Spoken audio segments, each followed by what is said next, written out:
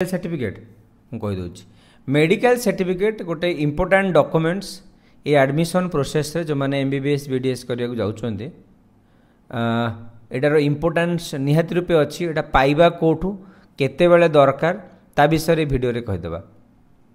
एटा एइथि जरूरी जितेबाला medical college एटा मागिबार गोटे ही कारण कहीं फील्ड रे गोटे जितेबाला छुआटी का इंटर्नशिप करिवो किंबा जॉइनिंग करिवो ताको physically as well as mentally labour करिवार अछि। घंटा घंटा ठिया हवा को पड़े, इमरजेंसी केस आसी पारे, पेशेंट केयर पड़ी पारे, तो यही केसेस रे स्टूडेंट को फिट रहिबा निहाती दरकार।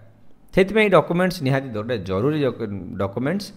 तेणु एटा करिवे कोठू अप्लाई केमिति हबो एटा जेकोनोसी गोटे रजिस्टर्ड डॉक्टर पाखक जापारती चेकअप करेंगे से कि कौन गवर्नमेंट हॉस्पिटल को जापारे, प्राइवेट हॉस्पिटल को गोटे क्लिनिक को जापारे, से डॉक्टरटा करें जे निजे क्वालिफाइड थे।